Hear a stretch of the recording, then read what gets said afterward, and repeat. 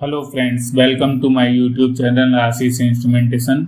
आज हम बात करेंगे कि सीक्वेंस कंट्रोल ब्लॉक जो होते हैं वो किस काम के लिए यूज करते हैं, इसके बारे में हम बात करेंगे।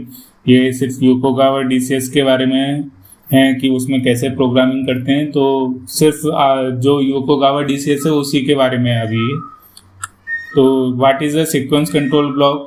Interlocks are sequence of logic written to execute certain operation in a running plant. Interlocks are written using sequence control block. Interlocks जो होते हैं वो sequence control block के द्वारा लिखे जाते हैं. Sequence control blocks with which execute the sequence control include sequence table block और logic chart. तो sequence table block के बारे में अभी हम जानेंगे कि sequence table block क्या है। तो सबसे पहले जान लेते हैं what is the concept of sequence table. Sequence table blocks include the basic ST16। जो हमारा ST16 ब्लॉक्स होता है उसका वो है बेसिक। ये आप जब मेन पिक्चर देखेंगे तो इसमें योकोगावा के में तो ये सीक्वेंस में जाके ST16 जो होता है वो हम यूज करते हैं। All the interlocks are written in the edit detail of the sequence table block। जो भी हम रिटन करते हैं वो सारे एडिट में जाके करते हैं, एडिट डिटेल में जाके।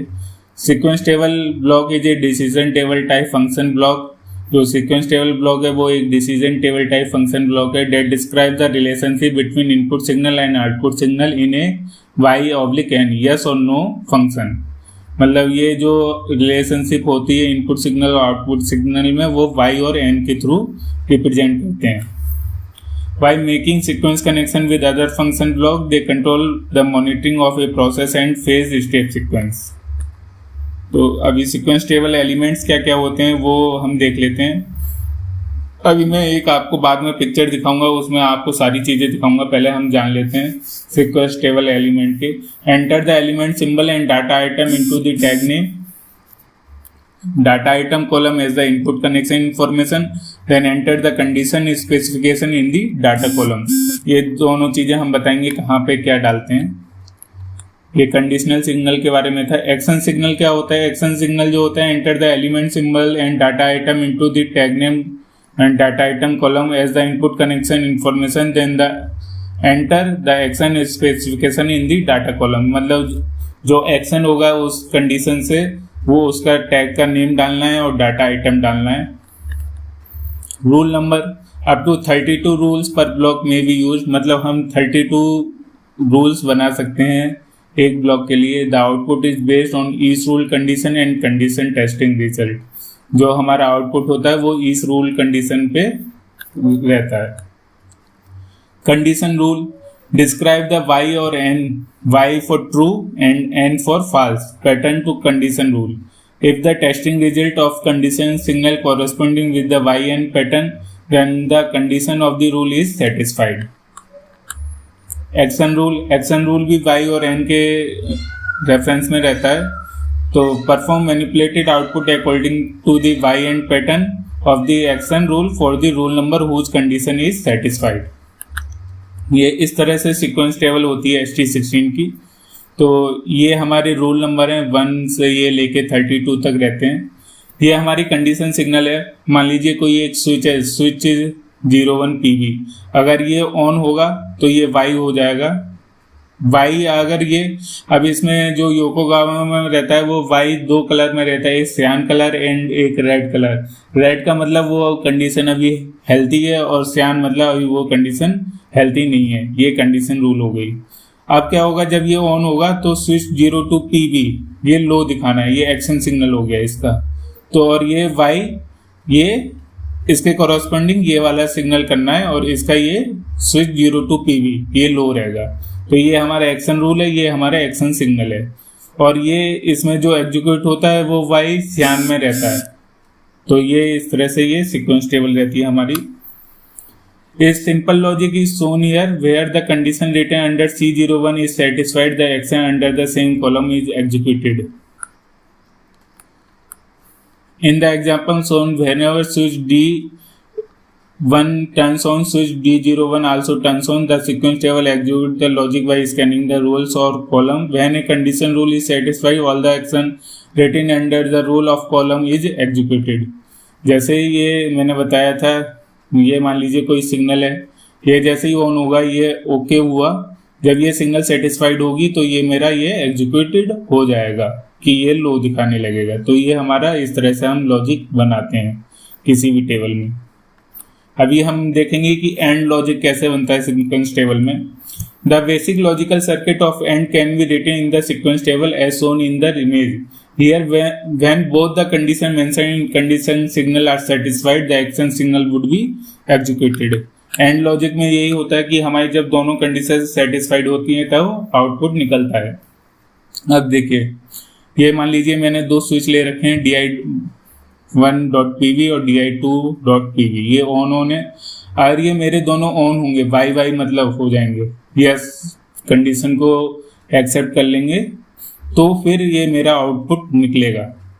ये कंडीशन है, ये एक्शन है। कंडीशन को हम C01 C02 ऐसे करके शो करते हैं और एक्शन को A01 A02 ऐसे करके शो करते हैं। तो ये जब दोनों कंडीशन मेरी सेटिस्फाइड होंगी तब ये मेरा आउटपुट निकलेगा। तो ये इस तरह से ये एंड लॉजिक काम करता है। ऑल लॉजिक कैसे काम करता है ये अभी हम देख लेते हैं। Similarly, the logical circuit of OR can be written in sequence table as shown। अभी दिखाएंगे हम आपको पिक्चर कैसे लिखा हुआ है। When either of the condition mentioned in condition signal are satisfied, the action signal would be executed।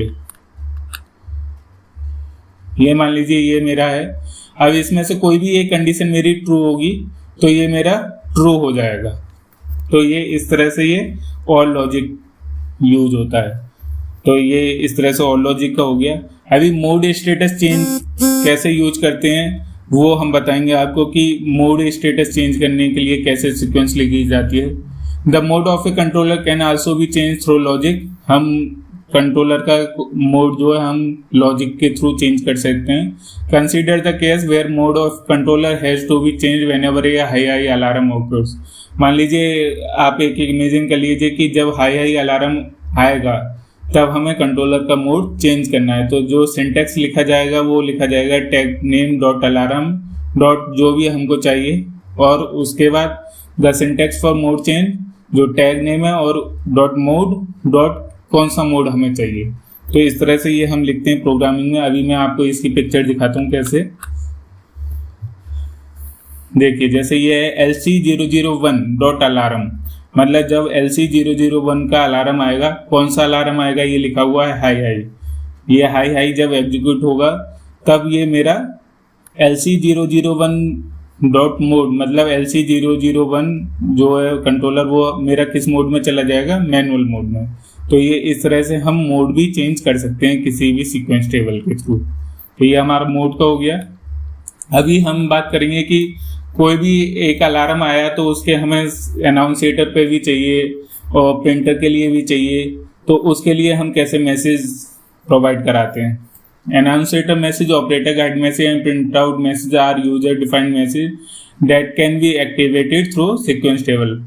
हम sequence through table के थ्रू इसको एक्टिवेटेड कर सकते हैं। जैसे अभी एक मैं दिखाऊंगा पिक्चर जिसमें LC001 के अलार्म हाई होने पे मैसेज जनरेटेड होंगे, वो कैसे हमें देखना है। सपोज ये मेरा LC001 अलार्म है, ये हाई है। तो जब ये हाई होगा तो मेरी ये चारों कंडीशन फुलफिल होंगी। चारों में क्या क्या है, एक तो ये मेरा LC001 मोड जो है उसका मोड मैनुअल में चला जाएगा। एक अनाउंसिएटर को पीवी जाएगी लो, ठीक है, ये अनाउंसिएटर मैसेज हो जाएगा। ये एक मेरी ये चली जाएगी ऑपरेटर गाइड मैसेज के लिए, और एक ये चला जाएगा प्रिंटर के लिए मेरा प्रिंट आउट मैसेज। तो इस तरह से हम इस अलार्म को हम तीनों जगह भेज सकते हैं। तो ये हमारा हो गया इन्वोकिंग मैसेज जो हम किसी भी सीक्वेंस टेबल से कर सकते हैं। तो इस तरह से हम ये सीक्वेंस टेबल बनाते हैं योकोगावा सेंटम बीपी के DCS में। तो ये हमारा हुआ कि सीक्वेंस टेबल कैसे जनरेट करते हैं। तो अगर आपको ये वीडियो हमारी अच्छी लगी हो तो प्लीज़ लाइक एंड सब्सक्राइब और यूट्यूब चैनल। और ये कि हमारी बुक है ऑब्जेक्टिव इंस्ट्रूमेंटेशन एंड कंट्रोल, जिसमें कि आपको डिफरेंट टाइप के ऑब्जेक्टिव क्वेश्चन और थ्योरेटिकल क्वेश्चन मिलेंगे। और आपको ये परचेज करनी है तो आप डिस्क्रिप्शन में दिए गए नंबर पर संपर्क कर सकते हैं, या फिर आप अमेजन से भी परचेज कर सकते हैं। Thank you.